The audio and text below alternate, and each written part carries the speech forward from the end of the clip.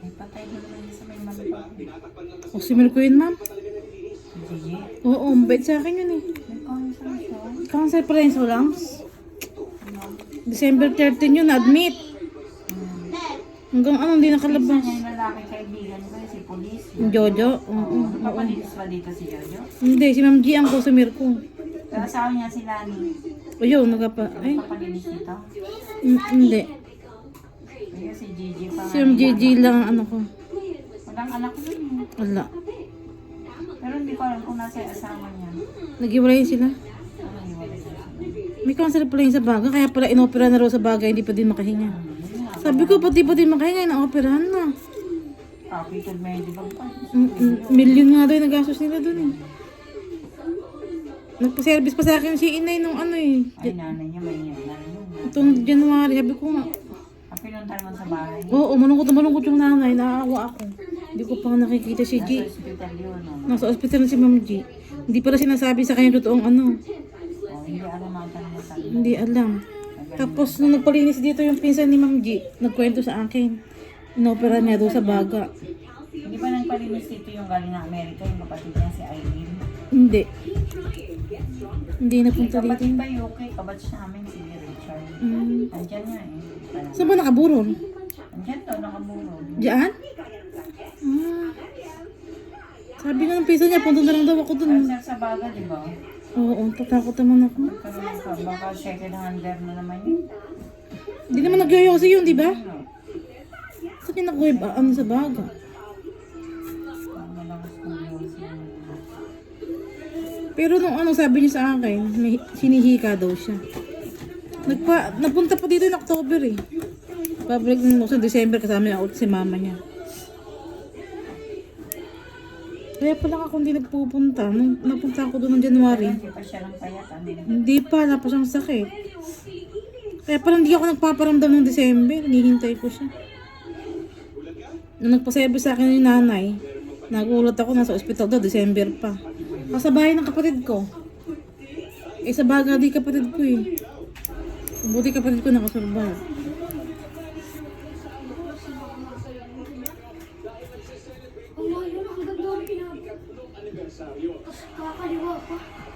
Naunahan pa niya yung inay niya. Malulungkot ngayon si inay. Sila lang magkasama sa bahay nun eh. Kawawa naman ang matanda. Nakita yung lugar nila ang laki-laki, di ba? Ha? Nakita mo yung lugar nila ang laki. Oo, malawak. Punta nga ako dun. Ewan ko nga, parang wala rin kotse nila dyan eh, yung luma. Wala na, no? Hindi, yun yung nakaparada sa ating kulay parang maroon ba? Ay, may Jojo doon. Ah, kay Jojo yun. Park na siya doon.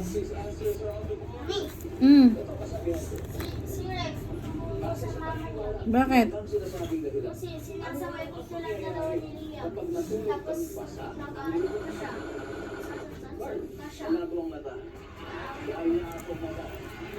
Ano ba't mo sila sinasaway? Sabi ng teacher nakagalit na siya eh.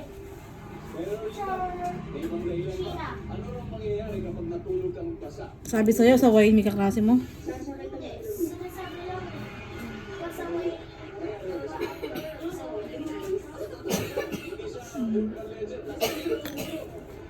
May pili ako. Sa kabila pa lang, ang customer ko na yun, si Ma'am G. Eh, alam niya nangyari sa amin ng kapatid ko. Bili ako ni. Bumili ka.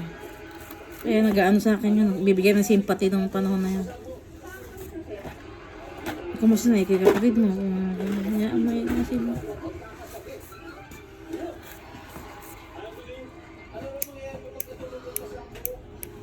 Sinabi ko nga kay Jane, taga Mindanao na kasama ko.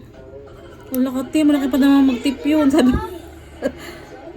ang bait yun eh, sabi niya. Kaya nga, nabibigay pang mangga dito yun. Nagpapatid ng mangga. Diyan pala binurol.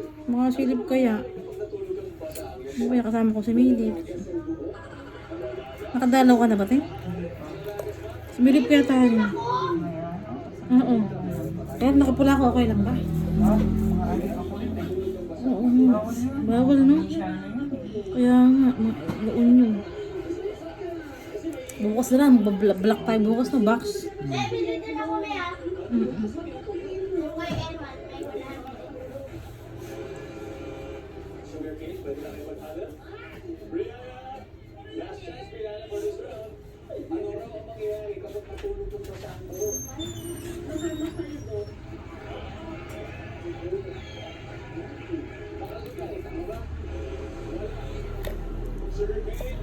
are you ready? Forlan? Ano raw ang mangyayari kapag matutulog ang basangko? Ano daw? Masisiraan ang bait or mababali. Lalabo mata. Magkakaubol. Nakakaputi naman.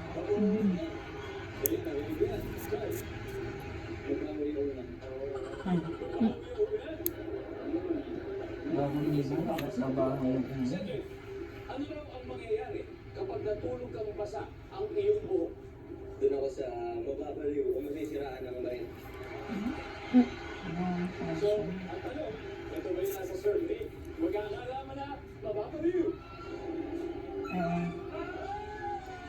Andun nga. Ilan? Dikit na dikit ang score, 84-84. Hindi ganun pa na. Ito, medyo nakakabaliw na makakuha ng 5,000 na instantly. Sagutin lang ang tanong na to. Sino gusto mo na? Sino gusto mo na 5,000? Why not? Let's go! Let's go!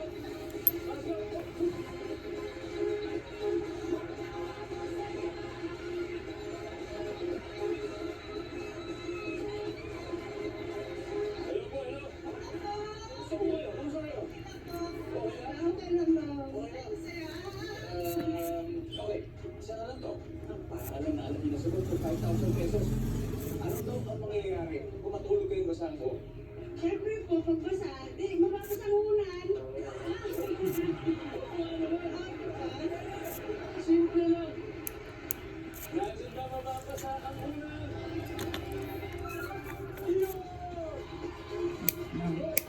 Nakabalo po yung ano, matulog ko lang. Ilang percent? Ilang ba yung score? Babaliw kayo. Okay, this time, ipadarama naman natin ang ating pagmamahal sa ating viewers dito sa ating second guest to promo. 20,000 pesos at kung pwede mapasa inyo, sagutin nila po ang tanong na ito. Bukod sa mga ibon, magbigay ng hayop na lumilipad. A. Paniki or B. Kasi bak na send yung message. Magpalala po kayo na sa official guest to promo website po kayo magpadala ng sagot. Ito na lang ang natin tayo sa laro. The Better House coming soon sa pagbabalik ng Family Feud.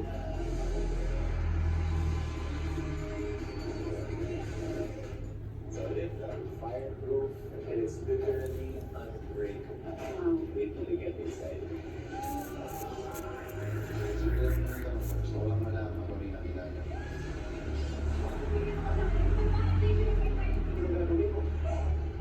Pagbayarin ko yung siguro sa akin. Para matakasan ko. Hindi ako magkasakay kung bakit iniwan ka ng tatay mo kasi boring. Fire, the most powerful and mysterious element. Derek. Kailangan kahit ano pa yan, kahit sino pa Ano yan. Derek? Ano? Slide World TV Premiere this March. GMA Prime. Kailangan yung kumulekta ng mga kawayan sticks para makagawa ng panungkit.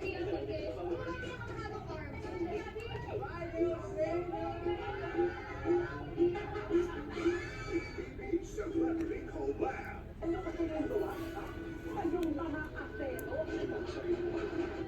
Yung banner rin, ito kada, no? Hindi naman pinilimutin niya ng una. Di ba may sakit yan? Magaling na siya. Siguro, naman sa'yo.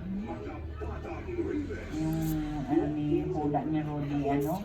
Baldwin, mamamatay daw. Rich caramel, Rice Krispies, and creamy chocolate. Heaven, hello heaven.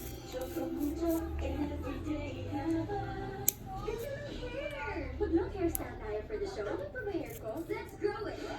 Sums up strong and long with aloe vera, biotin, and castor oil for hair that's 3 times stronger and thicker looking as it grows long. How amazing! Sums up! Nagawa kong batas ang libreng kolehiyo. Dahil kay Senator Bang, nakagraduate ang college ang anak ko. Magka-cancer sa baga si ano, wala naman siyang, hindi naman siya nagyoyos. Yung, pero marain niya yung ano ma'am, may side effect ng COVID sa baga. Hmm. Diba? Tsaka sa puso. Yun rin nasa atin. Ano yung mga injection, no? Kasi COVID yun, di ba? Pag humina yung immune system mo, i-attacking ka nun, di ba? Kaya kailangan magpalakas tayo ng immune system. Wala nang tingnan niya yung katapat ko. Wala nang titignan. Sino ang katapat? Yan, si ano. Store? Meron. Marami. Pag alas 5 nakasarado na siya. Ay, hindi mataas. Alas 5 na ba? Oo, fix na nga. Nasa Australia na isang anak niya. Yung sa Australia na? Mm-mm. Yung babae? Dalawang babae lang may anak niya. Oo. Si ano yung isa? Hindi ba may alaga silang apo? Oo. Yung dalawang anak niya parehong hiwalay para sa asawa. Tapos ngayon parehong panibagong asawa. Yung nurse. Nakinulat ang Australia. Hindi. Yung napangasawa ng isang anak niyang pangalawa. Sa Australia nakatira. Napetisyon siya. Ngayong March ata sa bakasyon kukunin anak yung babae na apo nila. Yung maganda. Kukunin yun. Pati asawa niya. Mm-mm. Tumbay-tumbay nga yan. Ay talaga? Oo. Ano pangasawa niya? Nagulat na ako, yan ang napakasawa. Eh babaero to si kuya ano? Si G lang nung nililigawan si G. Papatos pa sa kay G.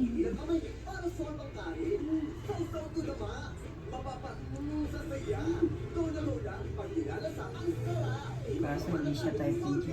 Hindi siya type ni G. Basta na kaya foreigner din. Oo, hindi ko tinatanong kay. Baka magtampo na naman. Gano'n na natin siya napupala sa kamunan. Oo, tumanda lang siya hindi oras. Uuwi na uuwi, hindi naman umuwi, hindi naman totoo. Hindi nila maghanap ng iba. Every day. So you're up to 100% dandruff-free every day. Head and Shoulders.